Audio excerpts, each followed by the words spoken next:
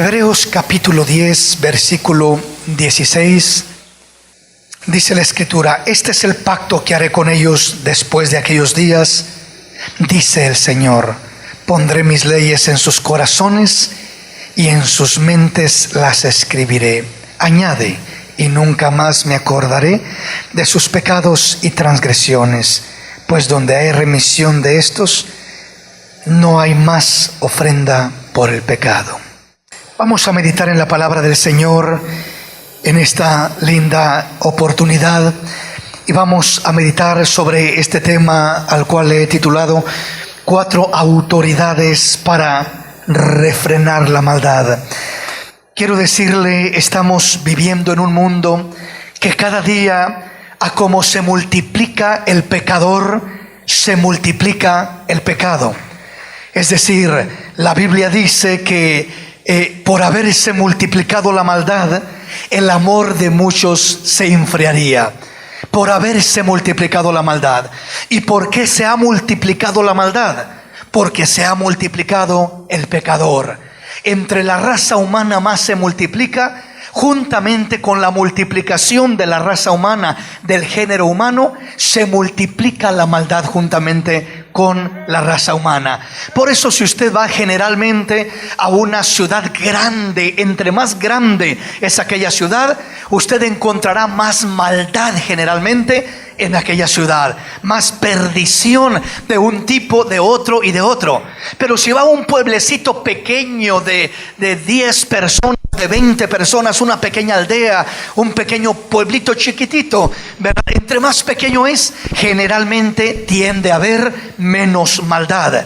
¿Por qué razón? Porque hay menos pecadores, y entre menos pecadores, menos se multiplica el pecado. Entre más grande es la cantidad de pecadores, más se multiplica el pecado.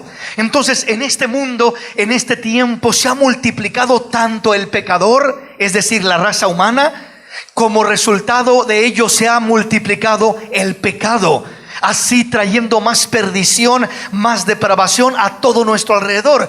Y nosotros estamos en este mundo donde estamos siendo de alguna manera presionados por el pecado, amenazados por el pecado. Estamos viviendo en este mundo donde no podemos dejar de sentir lo que es la influencia del pecado a nuestro alrededor, queriendo oprimirnos, desviarnos, perturbarnos, estorbarnos de diferente manera. Y siempre el pecado está queriendo jalarnos, aún apartándonos, queriéndonos apartar del Señor a aquellos que ya conocemos del Señor. Los que no conocen del Señor, obviamente, más fácilmente los arrebata como presas fáciles, porque realmente no hay algo que les ayude a poder resistir esa maldad con la misma fuerza que el cristiano, que tenemos más armas poderosas en el Señor. Entonces yo quiero hablarle de 4 armas, 4 autoridades que Dios ha dejado para poder restringir la maldad, para poder no ser manipulados, estorbados, destruidos por la maldad. Por eso le decía, la palabra dice que por haberse multiplicado la maldad, el amor de muchos se enfriaría. Quiere decir que la maldad siempre viene a estorbar, a dañar, y deja sus efectos negativos detrás de ella. Y una de las cosas que deja es que el amor de muchos se enfriará. ¿Por qué razón? Porque me engañaron acá, me lastimaron acá, me insultaron acá, se aprovecharon de mí más acá, y al último termino no confiando en nadie, no queriendo amar a nadie, valorar a nadie, porque siento como que toda la gente es mala por las cosas que me han pasado, por lo que he vivido, por lo que he atravesado. Pero aunque estemos rodeados por un mundo depravado, destruido, lleno de maldad, Dios nos ha dejado autoridad para poder confrontar esa maldad y no ser vencidos por la maldad, sino vencer la maldad. La Biblia dice: no seas vencido por lo malo, sino vence con el bien el mal, aleluya.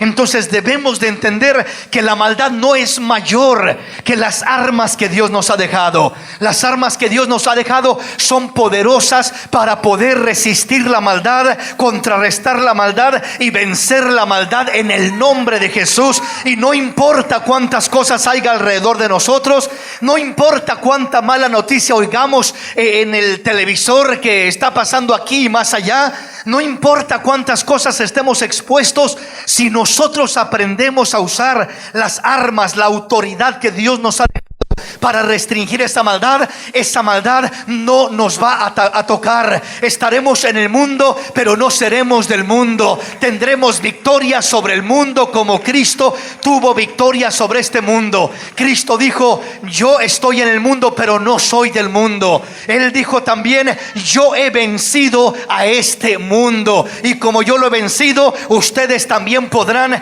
vencer el mundo en mi nombre, con mi poder, con mi autoridad. Podrán vencer este mundo caído y depravado. Así que vamos a mirar estos 4 aspectos de lo que es la autoridad que Dios nos ha dejado para poder resistir y vencer, contrarrestar la maldad que nos rodea a derecha y a izquierda. Y primeramente voy a hablarle de lo que es la primera autoridad que Dios nos ha dejado, y esto es la ley de Dios escrita en nuestros corazones.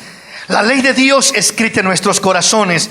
La segunda de la que le voy a estar hablando, la segunda autoridad que Dios ha dejado es la familia. La familia es una autoridad poderosa que Dios ha dejado para poder restringir la maldad, y ya vamos a estar mirando lo que significa eso. La tercera autoridad, vamos a estar hablando de la iglesia, el lugar de la iglesia, el trabajo de la iglesia, la función de la iglesia que Dios ha establecido. Y la cuarta autoridad, vamos a estar hablando del gobierno civil, que son las leyes terrenales que también Dios ha establecido, y vamos a mirar estas 4 autoridades para entender lo que Dios ha establecido para que la maldad no nos venza, sino que podamos vencer por encima de cualquier cosa, en cualquier situación o circunstancia que atravesemos. Amén, mis hermanos. Entonces, según este pasaje que hemos leído, dice Hebreos capítulo 10 versículo 16: este es el pacto que haré con ellos después de algunos días, dice el Señor. Pondré mis leyes en sus corazones y en sus mentes las escribiré. Está hablando de lo que sucedería cuando Cristo viniera y estableciera el nuevo pacto en su sangre, y a todos los creyentes que creyésemos en Él, esto es lo que sucedería. Dice que Él pondría, dice: este es el pacto que haré con ellos después de aquellos días, dice el Señor. Pondré mis leyes en sus corazones y en sus mentes las escribiré. Este es ese pacto maravilloso, poner las leyes en nuestros corazones y las iba a escribir en nuestras mentes. Ahora, podemos hablar tanto de la persona primeramente que ha conocido del Señor, se cumple literalmente esta escritura, pero aún la persona que no ha conocido del Señor, hay cierto cumplimiento de esta escritura también sobre la vida general del ser humano.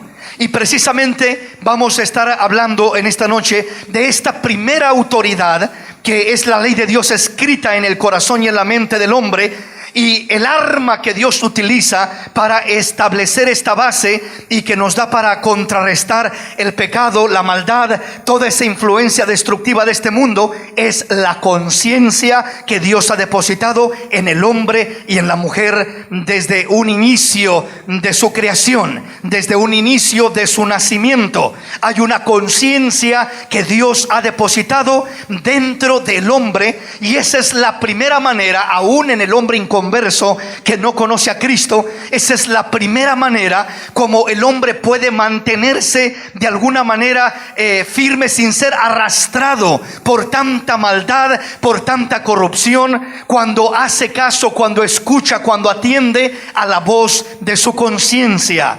¿Qué quiere decir conciencia para empezar? Porque esta es la arma, la autoridad que Dios establece en el corazón del hombre. Son las leyes que Dios establece en el corazón y en la mente del hombre.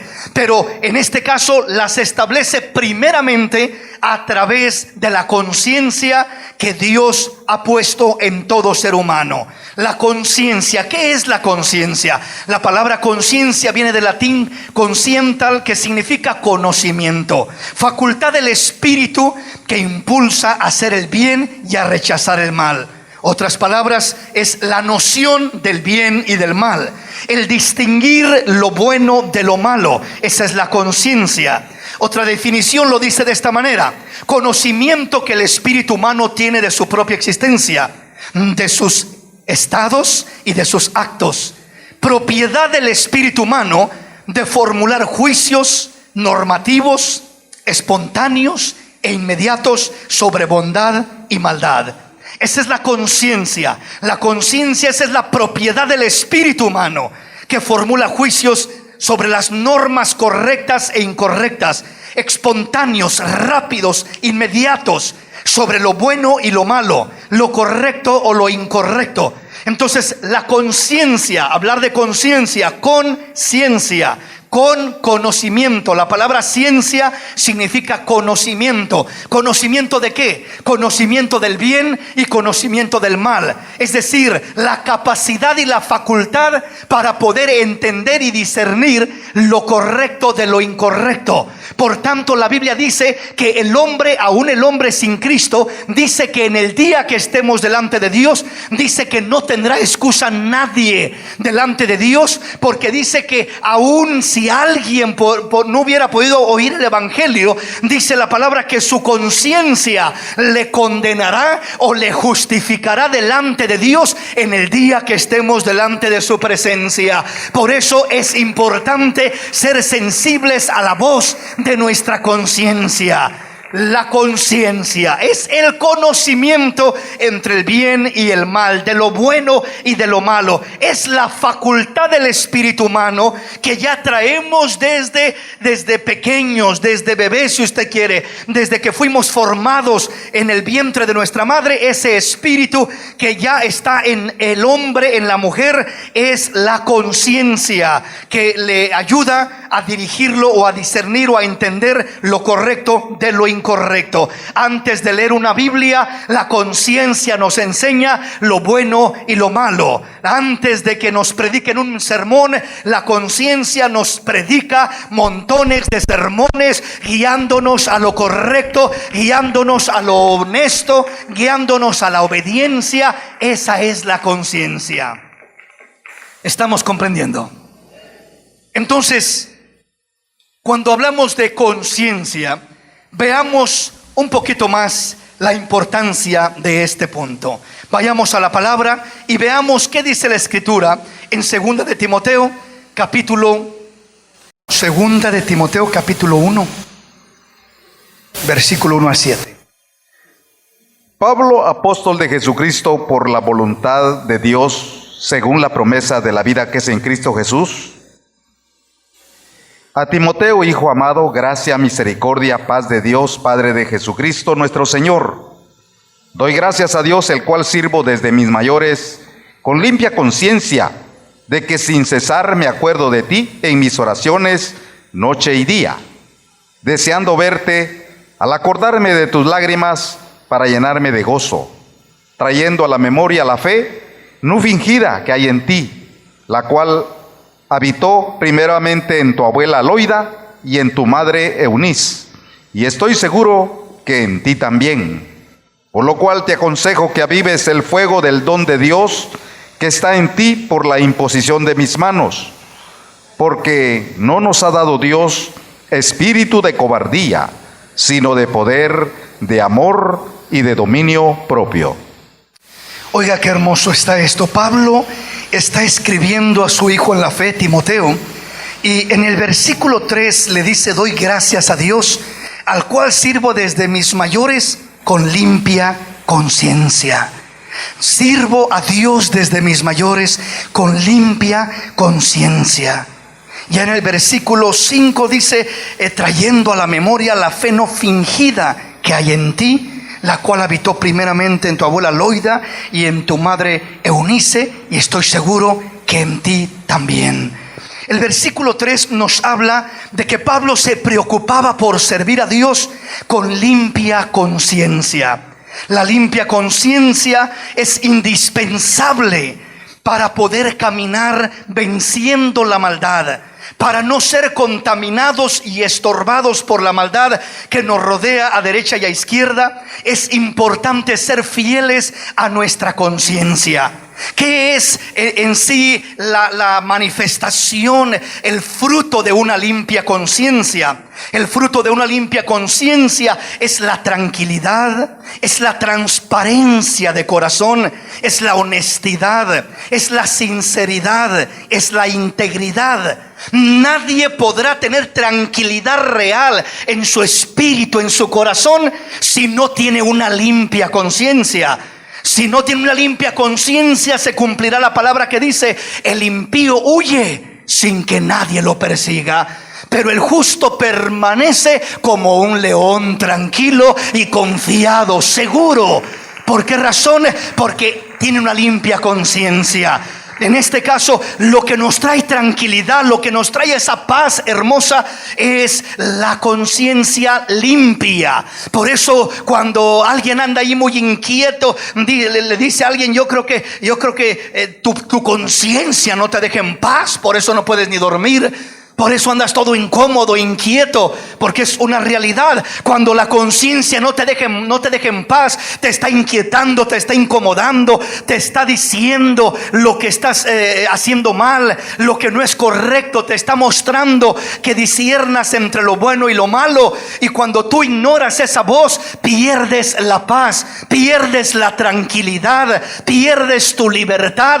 Pero cuando tú haces caso a esa voz y tú honras la voz de tu conciencia y tú obedeces y reconoces y atiendes y enmendas lo que has hecho mal, entonces llegará la paz de Dios a tu corazón y te llenará de esa alegría, de ese contentamiento, porque tienes una limpia conciencia. Caminarás con libertad, te sentirás tranquilo. Si tu conciencia estás en paz con ella, tendrás tranquilidad. Eso te ayudará a ser transparente. No tendrás que fingir, no tendrás que ser una persona de dos caras, no tendrás que ser una persona mentirosa, una persona llena de apariencias. Cuando nos convertimos en esa clase de persona, el primer problema que tenemos es en nuestra conciencia. No cuidamos nuestra conciencia, y si usted no cuida su conciencia, aunque no sea su intención, se convertirá en una persona de dos caras, en una persona llena de apariencias, en una persona llena de falsedad. ¿Por qué razón? Porque no está cuidando su conciencia. Y por más que quiera ser honesto, por más que quiera tener solamente una personalidad, no va a poder tenerla. Repito, porque el problema está en la conciencia, y solamente hay algo que puede limpiar la conciencia: es la sangre de Cristo, el humillarnos, el reconocer, el arrepentirnos. Eso es lo único que trae esa limpieza a nuestra conciencia. Aleluya. Pero entonces el fruto de una conciencia limpia es la tranquilidad, es la transparencia, es la honestidad. Entre más limpia está tu conciencia, más honesto eres. Y no batallas para ser honesto, no te propones ser honesto, simplemente eres honesto, porque tu conciencia está limpia y no te permite ser deshonesto, porque algo te va a estar ahí taladrando en tu mente y en tu corazón, lo cual es tu conciencia. Por eso es indispensable buscar mantenernos caminando, como dice Pablo, con una limpia conciencia. Nos ayudará a ser sinceros y nos ayudará a ser íntegros. Es decir, la conciencia es indispensable para poder caminar con una fe genuina. Cuando nuestra conciencia no está limpia, lo primero que sufre las consecuencias de una conciencia sucia es nuestra fe. La fe termina siendo una fe fingida. fingimos la fe, aparentamos la fe, conocemos, hablamos, decimos, pero es algo con fingimiento, no es algo genuino. ¿Por qué razón? Porque aunque tú digas yo quiero hacerlo genuinamente, pero es decir, tu conciencia está sucia, tu conciencia te está diciendo, ¿sabes qué? No es cierto lo que estás diciendo, o sí es cierto, pero no es cierto en tu vida, no es verdad en tu vida, no estás viviendo aquello, no estás caminando en esa rectitud, no estás caminando en esa obediencia. Entonces la conciencia te redarguye y la conciencia comienza a ensuciar tu fe al grado que tu fe se convierte en una fe fingida. En el caso de Timoteo, Pablo le dice: me acuerdo de la fe no fingida que hay en tu abuela Loida, en tu madre Eunice, y estoy seguro que en ti también, Timoteo. Una fe genuina, una fe no fingida. Para que haya una fe genuina, repito, tiene que haber una conciencia limpia delante de la presencia de Dios, y tu fe será genuina, tu fe será real, será una fe verdadera y no una fe fingida. Entonces, cuando nosotros queremos crecer en una fe verdadera, una fe auténtica, aunque sea sencilla la fe, pero una fe genuina. Cuando hay una fe genuina, dijo el Señor Jesús, cuando los discípulos le preguntaron: Señor, aumentanos la fe. Dice que el Señor les dijo: de cierto les digo que si tuvierais fe como un grano de mostaza, podrías decirle a esa montaña: muévete, y se movería. Le dirías a ese árbol: desarráigate y plántate en el mar, y os obedecería. Si tuvieran fe como un grano de mostaza, el grano de mostaza es la semilla más pequeña que hay, o una de las más pequeñas. Lo que el Señor está diciendo es: no necesitan una grande fe. Con que tuvieran una fe tan pequeña como el grano de una mostaza, podrían mover montañas. Yo creo con todo mi corazón que la mayoría tenemos una fe por lo menos de ese tamaño, del grano de la mostaza. Sin embargo, no podemos muchas veces mover montañas. No podemos ordenarle al árbol que se desarraigue y se plante en el mar, a la enfermedad que se desarraigue y se vaya a lo profundo de la mar, al problema, a la necesidad, etcétera. ¿Por qué razón? Porque muchas veces nuestra fe no termina siendo una fe genuina, termina siendo una fe fingida, y la fe fingida pierde fuerza, pierde valor. Cuando hay una fe genuina, Dios mira la fe genuina como el oro puro, como el diamante. Es valiosa delante de Él, y por pequeña que sea, es grande delante de Él. Él dice: moverás montañas, desarraigarás árboles, si tan solo tuvieras una fe como el grano de mostaza. Pero tiene que ser una fe genuina, no una fe falsa, no una fe de apariencias, no una fe simplemente de palabra, sino una fe verdadera, genuina. Y para que haya una fe genuina, tiene que haber una conciencia limpia en nuestro espíritu, en nuestro corazón. ¿Estamos comprendiendo, mis hermanos? Vayamos a la palabra rápidamente. Vamos a mirar algunos pasajes. Venga conmigo a Proverbios capítulo 20. Proverbios capítulo 20, versículo 27. Lámpara del Señor es el espíritu del hombre, la cual escudriña lo más profundo del corazón. Oiga lo que Dios dice acerca de lo que es el espíritu del hombre. Dice que lámpara del Señor es el espíritu del hombre, la cual escudriña lo más profundo del corazón. Recuerda la definición de conciencia: es el conocimiento que hay en el espíritu del hombre. Conocimiento que el espíritu humano tiene de su propia existencia, de sus estados, en qué condición está, de sus actos, cuáles son las acciones que hace, propias o impropias, correctas o incorrectas.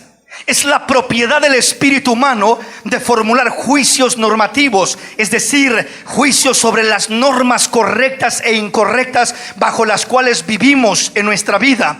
Normas que aplicamos, juicios espontáneos, inmediatos sobre lo bueno y lo malo, sobre bondad y maldad.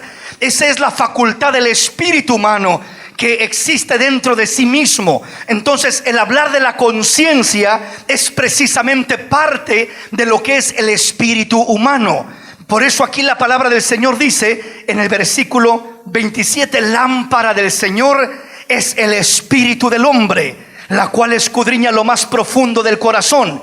En otras palabras, Dios dice: yo te he puesto una luz en tu interior. No importa lo oscuro que esté por afuera, si hay luz por adentro, no te perderás en este mundo. No importa cuántas tentaciones pases, cuántas malas influencias te quieran desviar, mal aconsejar, si hay luz adentro, no te perderás ni tropezarás en tu caminar, porque está la luz del Espíritu dentro de tu corazón. Te está alumbrando, te está enseñando lo correcto, lo incorrecto, lo bueno, lo malo. Entonces, si adentro hay luz, no te perderás. Dios no quiere que dependamos de la luz externa de este mundo, porque la Biblia dice que la luz de este mundo es tinieblas. O sea, aquel conocimiento bajo el cual quieren caminar, bajo el cual deciden moverse, deciden muchas veces implementar una forma de vida, un estilo de vida. Es torcido y errado. Es un conocimiento que tropiezan fuera de la voluntad de Dios completamente.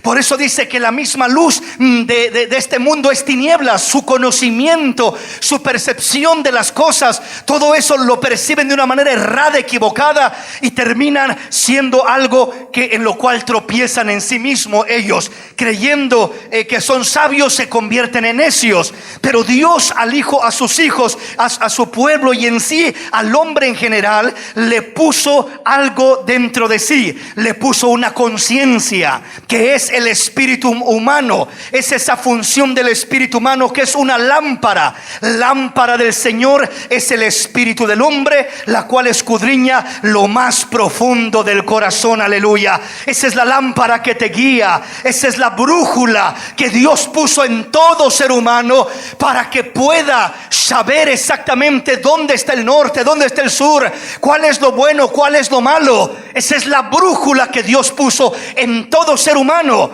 Pero esa brújula el hombre la corrompe, la destruye, la quebra. No le funciona debidamente. ¿Por qué razón? Porque se ensucia esa conciencia, se entenebrece esa conciencia. Esa conciencia ya no desprende la luz que debería de desprender. Ya no hay esa luz para guiar a aquel hombre y aquella mujer, y es cuando el hombre se deprava completamente y se pierde completamente. Una última vez, oiga lo que dice este pasaje: lámpara del Señor es el espíritu del hombre. Dios ha puesto una lámpara. Esa lámpara es el espíritu del hombre. En otras palabras, es la conciencia del hombre. En este pasaje no está hablando del Espíritu Santo todavía. Aquí no nos habla del Espíritu Santo, está hablando del espíritu humano, la conciencia que todo ser humano tiene. Es una lámpara que Dios ha puesto en todo hombre, la cual escudriña lo más profundo de su corazón. En otras palabras, cuando no hay luz, el enemigo viene, el ladrón entra y roba y destruye, porque el enemigo trabaja en las tinieblas. Pero cuando tu lámpara está encendida, tu conciencia está limpia, el enemigo querrá acercarse, pero cuando la luz brilla, la Biblia dice que la luz en las tinieblas resplandece y las tinieblas no prevalecen contra la luz. Aleluya. El enemigo tiene que huir. Donde hay luz no puede robar, no puede hurtar, no puede manipular, no puede estorbar, porque allí está la luz del Espíritu Santo de Dios y del espíritu humano, que es nuestra conciencia. Hablando ahora del convertido, es tanto la luz de la conciencia como la luz de su Espíritu Santo. Pero aún en el hombre inconverso que no tenga o que no tiene el Espíritu Santo de Dios, tiene una conciencia. Vayamos a la palabra. Venga conmigo y vayamos a Génesis capítulo 6 y veamos un ejemplo más. Génesis capítulo 6, versículo 1 al 3.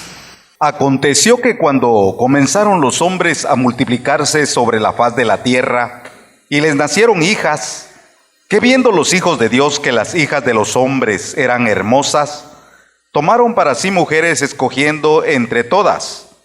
Y dijo el Señor: no contenderá mi espíritu con el hombre para siempre, porque ciertamente él es carne, mas serán sus días 120 años.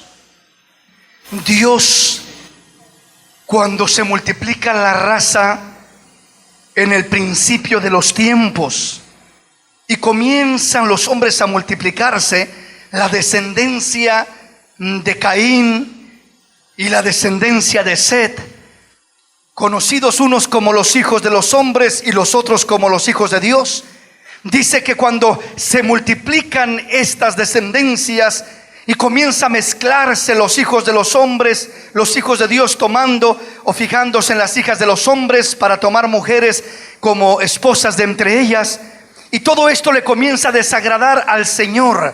Y dice el Señor en el versículo 3, Génesis capítulo 6, versículo 3 dice: y dijo el Señor, no contenderá mi espíritu con el hombre para siempre, porque ciertamente él es carne, mas serán sus días 120 años. Entonces aquí nos enseña ese principio desde la antigüedad. Dijo Dios, no contenderá mi espíritu con el hombre para siempre, porque ciertamente él es carne.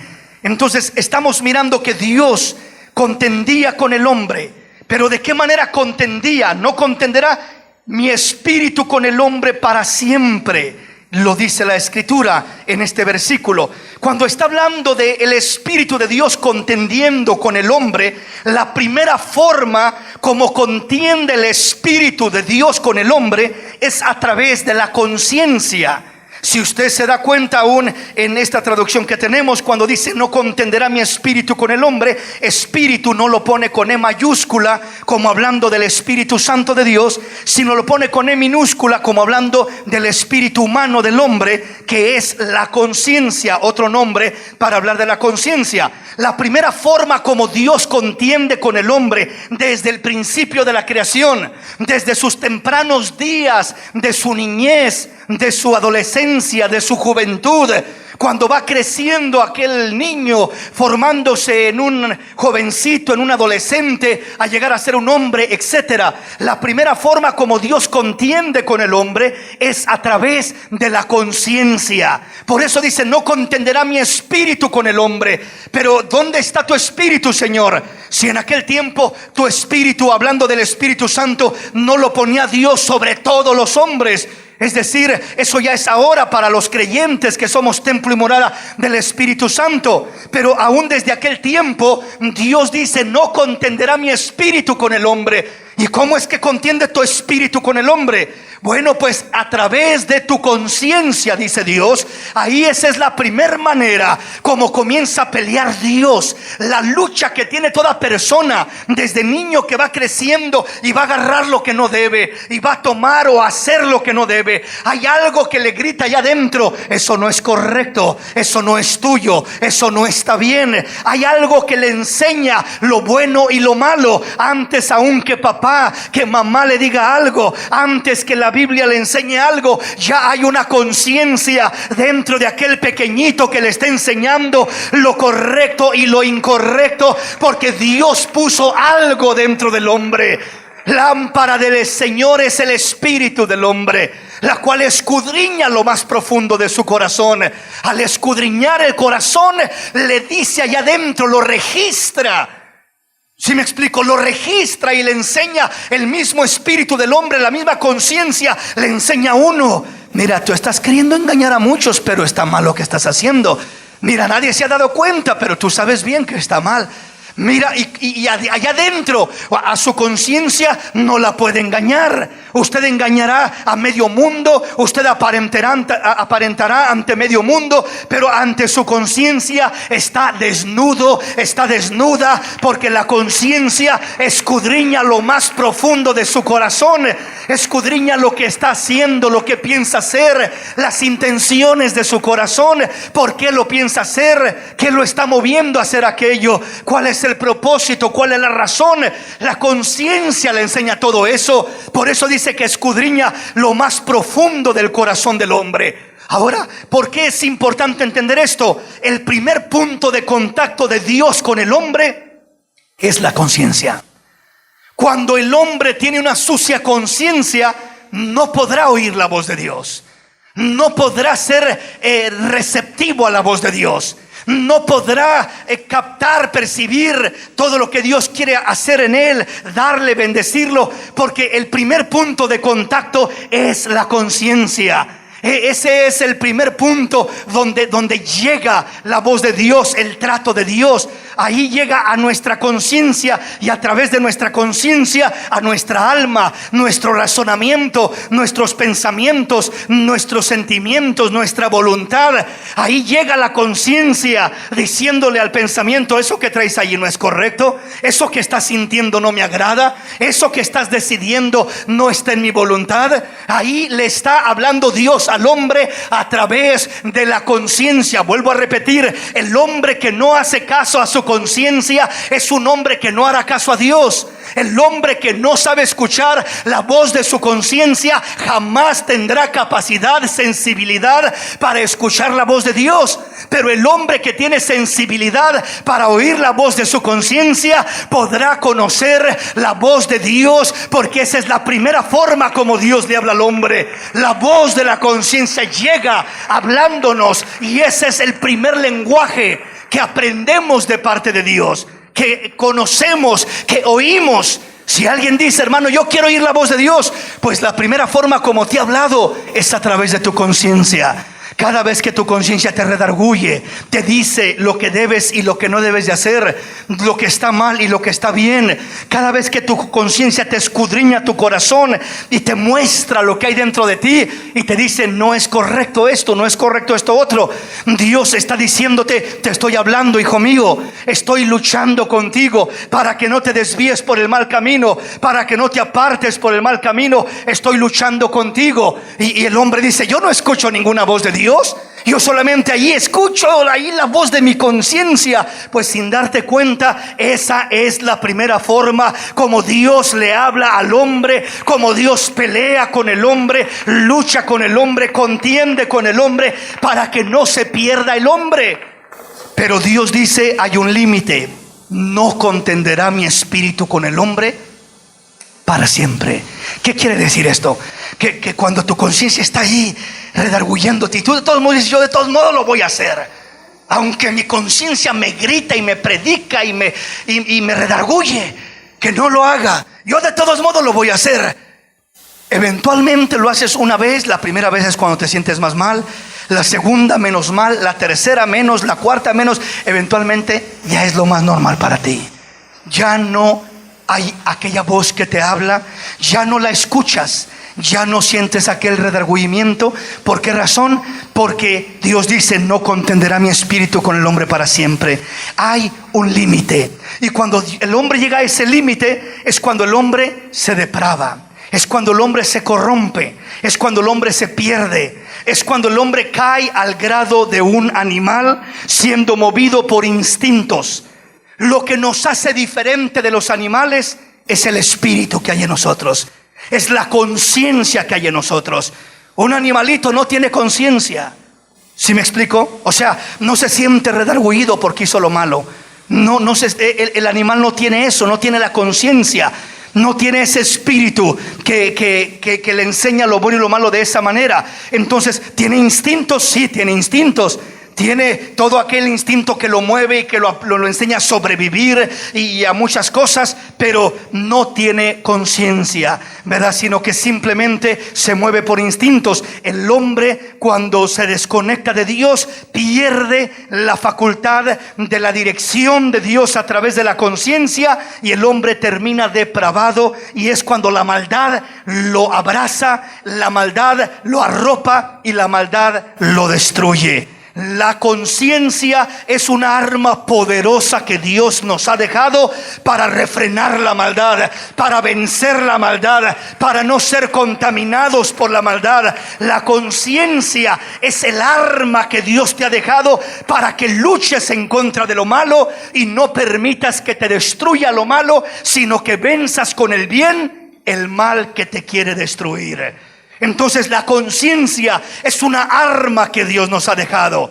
y esa arma, repito, es para poder resistir, refrenar la maldad que nos quiere oprimir, que nos quiere desviar. Necesitamos esa conciencia limpia en nuestra vida. Vayamos a la palabra. Venga conmigo y veamos qué dice la Escritura.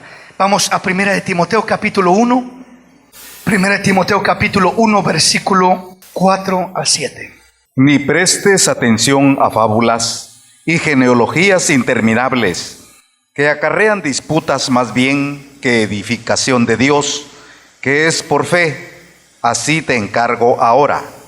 Pues el propósito de este mandamiento es el amor nacido de corazón limpio y de buena conciencia y de fe no fingida, de las cuales cosas desviándose algunos se apartaron a vana palabrería, queriendo ser doctores de la ley, sin entender ni lo que hablan ni lo que afirman. El propósito de este mandamiento es el amor nacido de corazón limpio. Un corazón limpio, un amor limpio y de buena conciencia, o podríamos decir también, y de limpia conciencia, y de fe no fingida. Entonces, un corazón limpio, una conciencia limpia y una fe no fingida van de la mano. En otras palabras, la conciencia limpia, la buena conciencia, como le llama el apóstol Pablo en este pasaje, esa buena conciencia nos ayuda a mantener un corazón limpio y nos ayuda a mantener una fe no fingida. Mantenemos una fe no fingida, una fe real, una fe genuina. A lo mejor tu fe no va a ser la fe más grande del mundo entero, pero por chiquita que sea, va a ser como oro molido, como se dice. Va a ser como un diamante a los ojos de Dios. Va a ser una fe no fingida, una fe genuina, una fe hermosa, real. Una fe que con esa pequeña fe vas a poder mover montañas, vas a poder arrancar árboles con todo y raíz, porque tienes una fe no fingida. Entonces, la limpia conciencia nos ayuda a mantener un corazón limpio y una fe no fingida. Pero si no tenemos esa limpia conciencia, nuestro corazón no lo podremos tener limpio y nuestra fe no podrá ser una fe no fingida. Entonces tenemos que caminar buscando siempre esa fe genuina, auténtica, una fe no fingida. Y la manera como la vamos a tener, repito, es cuidando nuestra conciencia. Cuidando nuestra conciencia. Entonces recuerde, el primer punto de contacto del cielo a la tierra, del cielo a la vida del hombre, es la conciencia del hombre. Ahí llega Dios primeramente, a la conciencia del hombre. En otras palabras, la Escritura dice que cuando aún el creyente, el hombre, se une a Cristo, dice que se une en espíritu. Y dice que ya no son más dos, sino un solo espíritu, el de Dios o el de Cristo con el del hombre. En otras palabras, ahí cuando se une completamente el Espíritu Santo de Dios a esa conciencia que ya estaba operando en nuestra vida, y ahí le da una fuerza, un poder para poder hacer lo correcto delante de nuestro Dios. Pero en este punto que estamos mirando esa importancia de una fe no fingida, de un corazón limpio, que provienen ambos de tener una limpia conciencia. Si descuidamos nuestra conciencia, si nuestra conciencia anda mal, anda sucia, no le hacemos caso, la hemos completamente olvidado, marginado.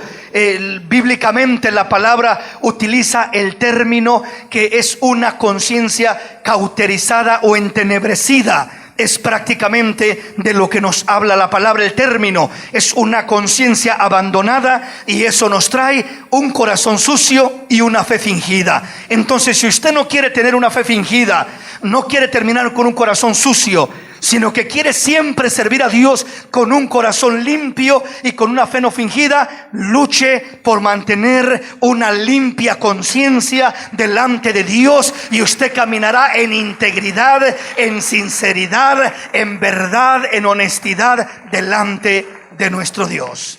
Veamos un ejemplo más. Romanos capítulo 1, versículo 18 al 22. Porque la ira de Dios se revela desde el cielo contra toda impiedad e injusticia de los hombres que detienen con injusticia la verdad, porque lo de Dios se conoce y es manifiesto, pues Dios se lo manifestó. Porque las cosas invisibles de Él, su eterno poder y deidad, se hacen claramente visibles desde la creación del mundo, siendo entendidas por medio de las cosas hechas, de modo que no tienen excusa. Pues habiendo conocido a Dios, no le glorificaron como a Dios, ni le dieron gracias, sino que se envanecieron en sus razonamientos, y su necio corazón fue entenebrecido. Profesando ser sabios, se hicieron necios. Comienza hablándonos este pasaje de cómo se manifiesta la ira de Dios contra los hombres en esta tierra.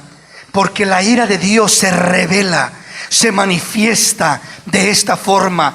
Es provocada la ira de Dios a visitar la vida del hombre en esta tierra. Se revela contra toda impiedad e injusticia de los hombres que detienen con injusticia la verdad, que corrompen toda aquella pureza, toda aquella sensibilidad que había en el hombre, la corrompen con toda esta injusticia, con toda esta impiedad, con toda esta injusticia, con todas estas cosas negativas que el hombre practica. Y agrega, porque lo que de Dios se conoce les es manifiesto, pues Dios se los manifestó. Dice, porque las cosas invisibles de Él, su eterno poder y deidad, se hacen claramente visibles desde la creación del mundo, siendo entendidas por medio de las cosas hechas, de modo que no tienen excusa. Pero me llama la atención versículo 21 y 22 sobre todo, dice, pues habiendo conocido a Dios, no le glorificaron como a Dios, ni le dieron gracias, sino que se envanecieron en sus razonamientos, se hicieron vanos.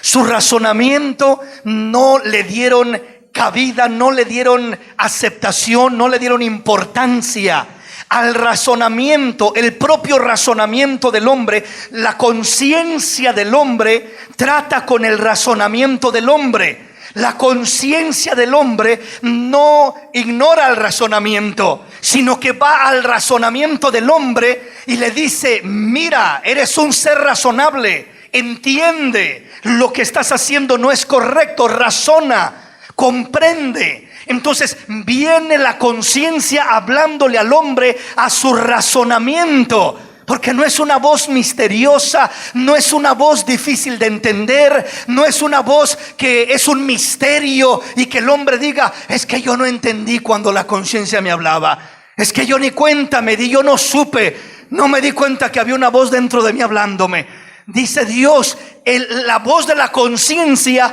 trabaja con el razonamiento del hombre, pero el hombre dice que se hace vano en su razonamiento. Significa todo lo que Dios le enseña a través de su conciencia, su razonamiento, que razone y entienda que no es correcto lo que está haciendo. Simplemente el hombre dice que en su vano razonamiento, su razonamiento se hizo vano, no le dio importancia a lo que le estaba dictando su propio razonamiento, lo desechó, lo rechazó como algo insignificante, como algo vano. Tu razonamiento, Dios no te lo puso en tu ser nomás para estar de adorno. Dios puso nuestro razonamiento para que razonemos como seres intelectuales, entendidos, sabios, y podamos entender lo que Dios quiere de nosotros, para nosotros, que no es difícil entenderlo aún con nuestro razonamiento.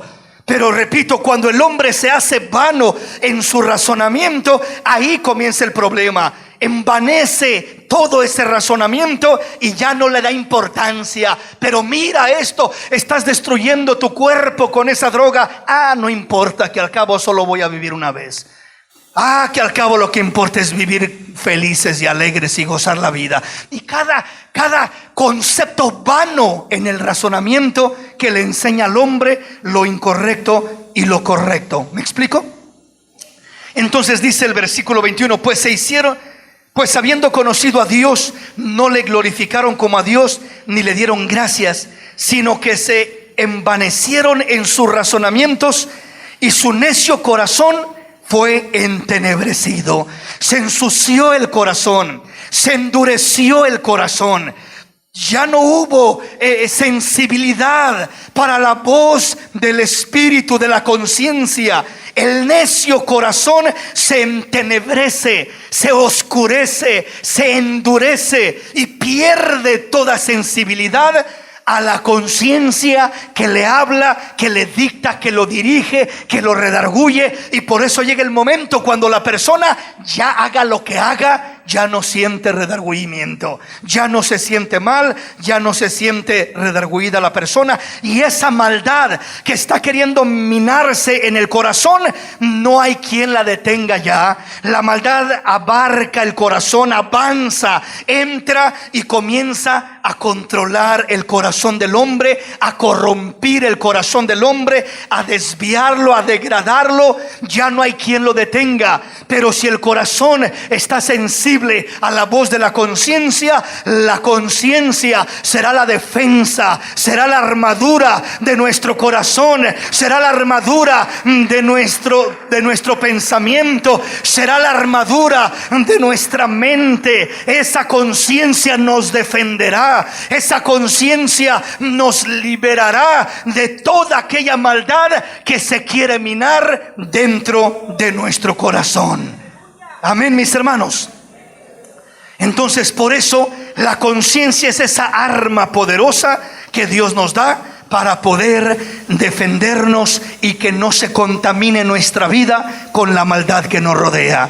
No tendremos control de lo que se mueve afuera, pero sí tendremos control de lo que se mueve dentro de nosotros. Dice el versículo 22: profesando ser sabios se hicieron necios y cambiaron la gloria del Dios incorruptible en semejanza de imagen de hombre corruptible, de aves, de cuadrúpedos y de reptiles, por lo cual también Dios los entregó a la inmundicia en la concupiscencia de sus corazones, de modo que deshonraron entre sí sus propios cuerpos.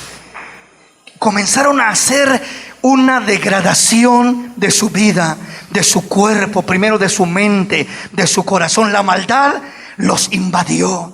¿De dónde brota el degradar el cuerpo? En el homosexualismo, en el lesbianismo y en tanta perversión que hay allá afuera. Pues entra primeramente porque la maldad se mete en la mente y en el corazón, y no está esa arma de la conciencia para defender al hombre, a la mujer, de toda esa amenaza, de todos esos enemigos. Necesitamos siempre una conciencia limpia para mantenernos limpios en este mundo corrupto, en este mundo lleno de maldad. Solamente con una conciencia limpia podremos caminar seguros, podremos caminar limpios y sanos para la gloria de Dios. Venga conmigo a la palabra, que ya le termino. Hebreos capítulo 4. Hebreos capítulo 4. ¿Cuál es la solución para una conciencia que se ha entenebrecido, cauterizado, ensuciado? ¿Cuál es la solución? Veamos qué dice la palabra de Dios. Hebreos capítulo 4, versículo 12 al 14.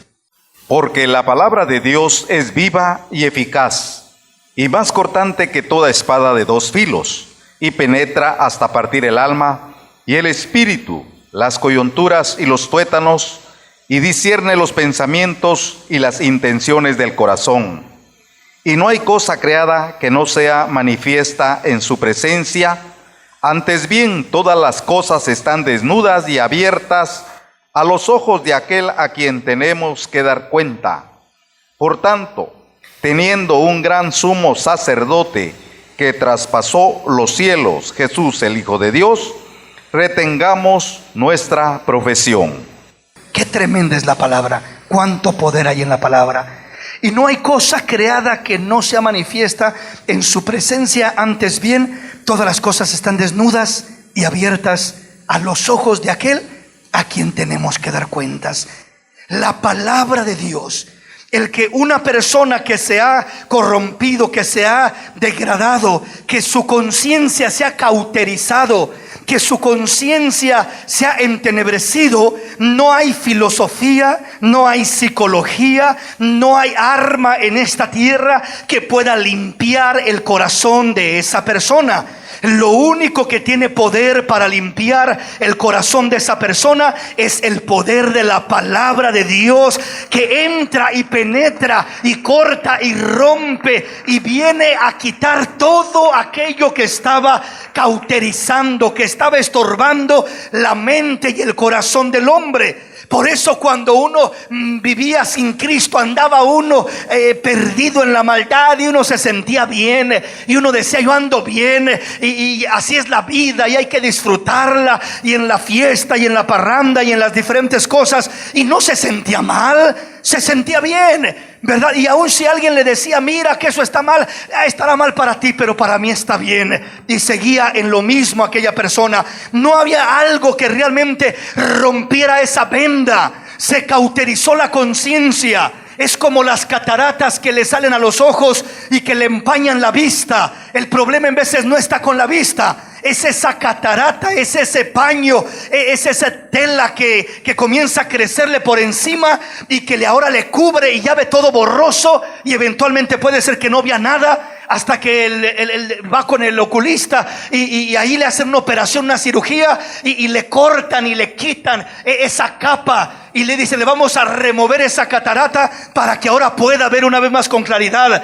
Pues en la conciencia se crea esa catarata, ese pecado que va ignorando el hombre la voz de la conciencia, y va cubriendo esa luz y va cubriendo esa visibilidad, y ahora ya andan oscuras hasta que llega la palabra de Dios y penetra hasta partir el alma y el espíritu, lo almático, lo terrenal, lo emocional, el yo, lo que yo quiero, mis gustos, mis deseos, a la voluntad de Dios, el deseo de Dios, la voluntad de Dios, el plan de Dios, el propósito de Dios. Ahora distinguimos las dos cosas. Antes era solamente una sola cosa que el alma controlaba y dirigía por impulsos e instintos, lo que siento, lo que quiero, lo que deseo. Pero ahora la palabra parte y rompe el alma y el espíritu. Quiere decir, ahora podemos ver lo emocional, lo carnal, lo terrenal que hay en nosotros, y lo espiritual, que es la palabra, lo que nos enseña. Y ahora podemos decidir no ser movidos por lo terrenal, sino vencer con el espíritu, con la palabra, todo lo terrenal, y poder caminar en la voluntad de Dios. Bendito el nombre del Señor. Esa es la única manera de poder quitar esa ceguera. Primero, aquel que no conoce a Cristo, recibir la palabra corta, la palabra entra, la palabra penetra, la palabra descubre, y de repente siente uno como que le quitaron una venda de los ojos, y uno dice: pero ¿cómo es posible que yo viviera de esta manera? Y lo miraba muy normal, y que pensara de esta forma, y me sentía muy bien, y quisiera esto y esto y esto, y como si nada. ¿Cómo es posible? Cuando le quitan la venda, cuando la palabra rompe, y ahora mira uno con claridad. Si comprendemos, mis hermanos, vea lo que sigue diciendo. Dice: porque la palabra de Dios es viva y eficaz, y más cortante que toda espada de dos filos, y penetra hasta partir el alma y el espíritu. Puede uno discernir y ver ya ahora, una vez más, lo bueno y lo malo, lo almático, lo emocional, lo sentimental, el yo y la voluntad de Dios, los deseos de Dios, el plan de Dios, alma y espíritu. Lo parte, y luego dice: penetra hasta partir el alma y el espíritu, las coyunturas y los tuétanos, y discierne los pensamientos y las intenciones del corazón. O sea, esa palabra llega y penetra hasta lo más profundo. Dice los tuétanos es aquella cosa que se encuentra dentro de los huesos. ¿Qué más profundo puede entrar algo que hasta más adentro de los huesos, hasta lo profundo de los huesos? Hasta ahí entra, hasta las coyunturas, hasta lo más profundo. Ahí entra la palabra para quitar aquella tela de pecado y de maldad, y ahora dejarnos ver con claridad una vez más la voluntad de Dios, una vez más discernir entre lo bueno y lo malo, una vez más poder tener claridad mental, claridad emocional, claridad sentimental. ¿Sí me explico? Solamente la palabra hace eso, y eso lo hace la primera vez que venimos a Cristo y que oímos la palabra y creemos en la palabra. Pero esa palabra la necesitamos continuamente trabajando nuestra vida, porque es una lucha hasta que partamos de esta tierra. Vea lo que dice la palabra de Dios. Venga conmigo y veamos qué dice Hebreos capítulo 9, versículo 11 al 14. Pero estando ya presente Cristo, sumo sacerdote de los bienes venideros, por el más amplio y más perfecto tabernáculo, no hecho de manos, es decir, no de esta creación, y no por sangre de machos cabríos ni de becerros, sino por su propia sangre entró una vez para siempre en el lugar santísimo, habiendo obtenido eterna redención. Porque si la sangre de los toros y de los machos cabríos y las cenizas de la becerra rociadas a los inmundos santifican para la purificación de la carne, cuánto más la sangre de Cristo, el cual mediante el Espíritu eterno se ofreció a sí mismo sin mancha a Dios, limpiará vuestra conciencia de obras muertas para que sirváis al Dios vivo. La sangre de Cristo, cuando creemos a la palabra, cuando la palabra entra y penetra, la palabra nos anuncia, nos presenta la sangre de Cristo.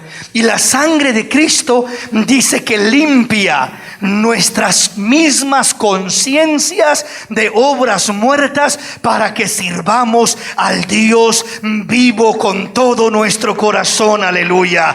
Bendito sea el nombre del Señor. Ese es el poder de la sangre de Cristo. Solamente la palabra tiene poder para romper y separar, y la sangre de Cristo para limpiar nuestra conciencia. Así que dice, si la sangre de los machos cabríos, de la becerra, de los toros, dice que santificaba para la carne, cuánto más la sangre de Cristo, dice, nos limpiará nuestras conciencias de obras muertas para que sirvamos al Dios vivo. Nos limpiará nuestras conciencias.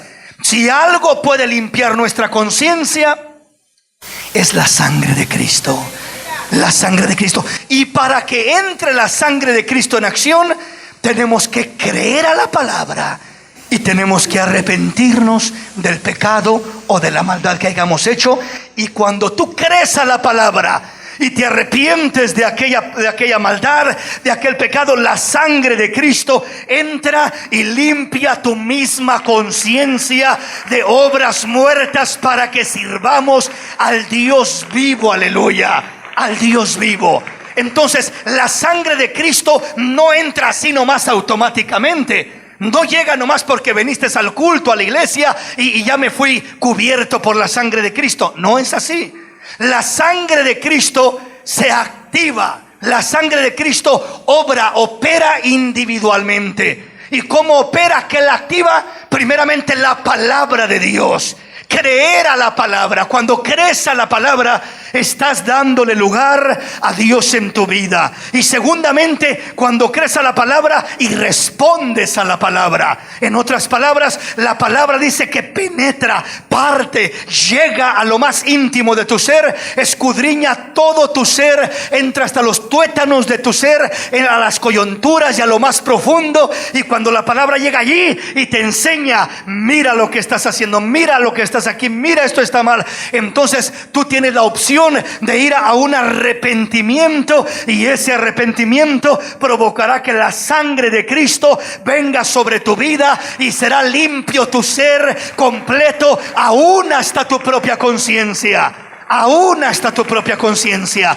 Porque en el tiempo antiguo, por más becerras y machos cabríos y toros y animales que sacrificaran, nunca limpiaban la conciencia de los seres humanos.